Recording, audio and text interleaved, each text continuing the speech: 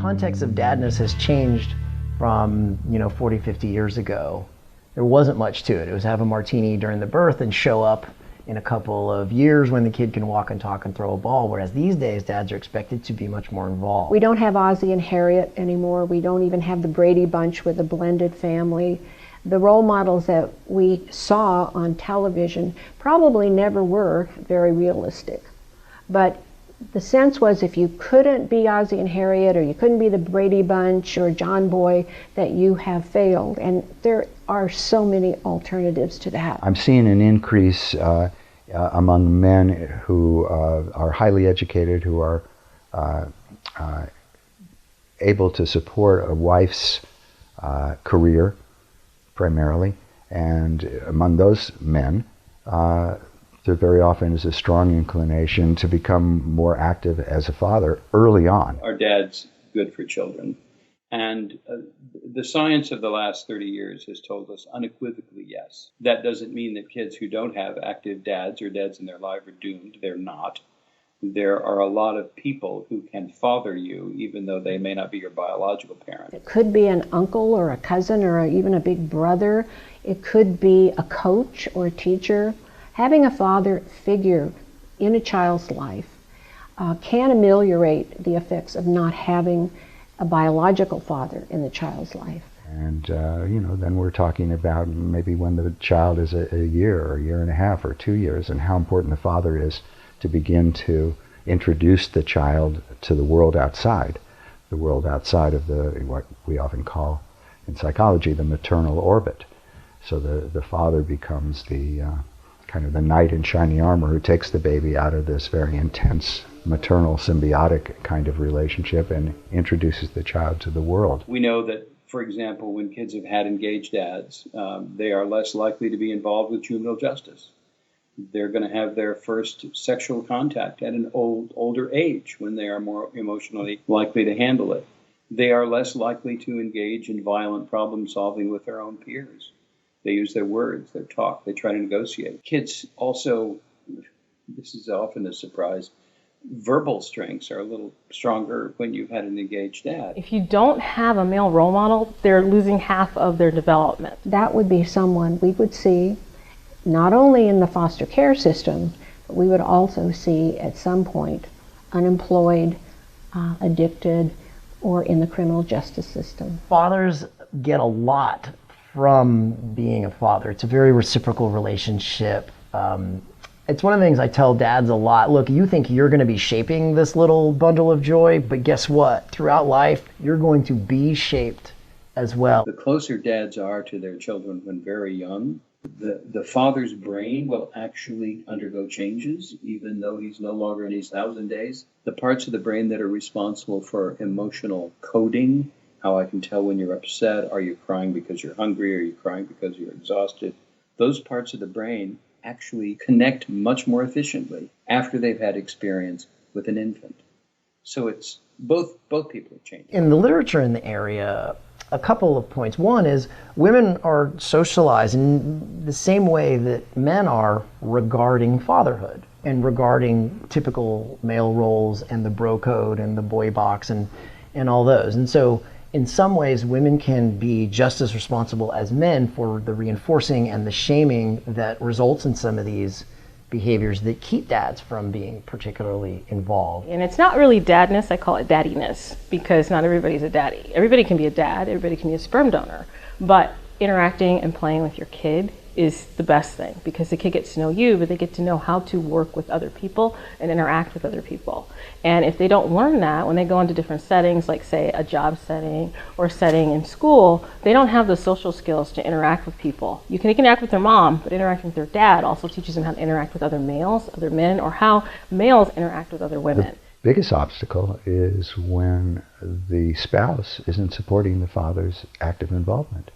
And that happens all too often. It happens when, for whatever reasons, given the dynamic of a marriage, the mother may feel that the father shouldn't have such a strong role. She may be jealous of the father's role, just as the father could be jealous of the mother's role. and he could interfere with mothering. And so the idea of maternal gatekeeping is the phenomenon in which stereotypically mom and dad have slightly different ways of interacting with their kiddos, in particular infants and toddlers.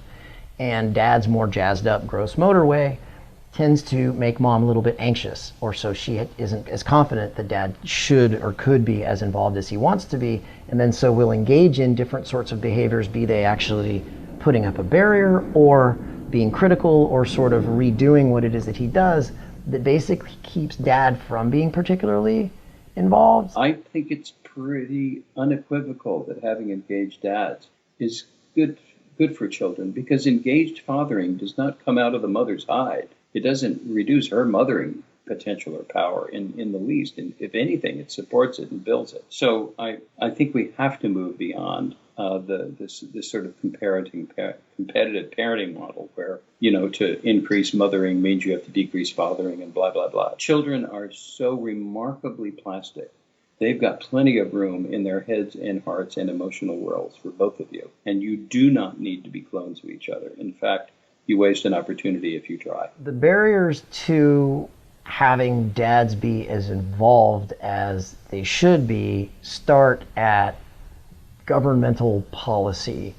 Paternity leave in the United States is among the worst in the world. The best way for institutions to support fatherhood and dadness is, first of all, by recognizing that fatherhood is extremely important to the outcomes for children. Secondly is respecting culture and providing fathers with tools, but not mandates. How can institutions help men become better fathers in the future? You need money to make those programs. You also need to understand what program you're creating. If you don't know what program you're creating and you're doing it from an institutional perspective, what you think should be there, it's not going to work. You got to get out in the field and talk to the people who are fatherless. You have to get out in the field and talk to the people who didn't have a dad and what they wish they had, not from an ideal perspective, from a practical perspective. So it's all on how you phrase the question and get someone to open up. And then if they go back to the system and create a program, you also need people who are helping you create that program from the inside out, who are the people who have experienced it. Not just saying, this is what happens, this is the statistics, and being the stuffy person who's created them. You have to go out and be in the community and have the community help you. It's a community systemic problem. It's not going to be fixed by a bunch of policymakers or a bunch of psychologists sitting around thinking this is what needs to be done. Because that's not our climate today. Our climate is very different, and we need to look at our climate and look at our population. So institutionally, we support dadness by allowing fathers to define their own role, not putting expectations based on societal norms on families.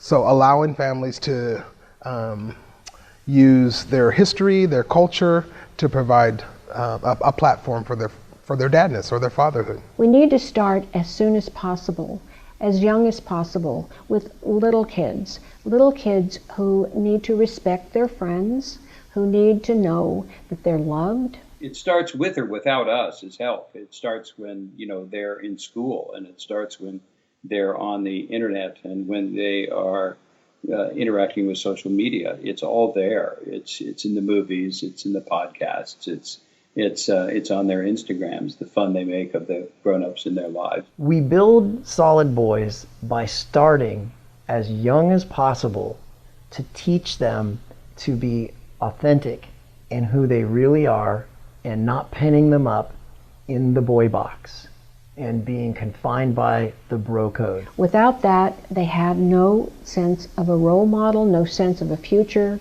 and they're pretty much on their own. I'm talking about kids that in 5th, 6th grade, when they're not sexually active, but they have started to notice a lot of important differences between males and females. The pre-puberty is the time to get it going. That's how you build a stronger boy. And then you don't have to fix the broken man, the broken father. Parenting and co-parenting classes are extremely important. Unfortunately, historically, these parenting classes have been geared toward girls and women and mothers. And so some young man is left home with his 2-year-old child, and that child is crying all night and screaming, dirty diapers. Why are we sending men into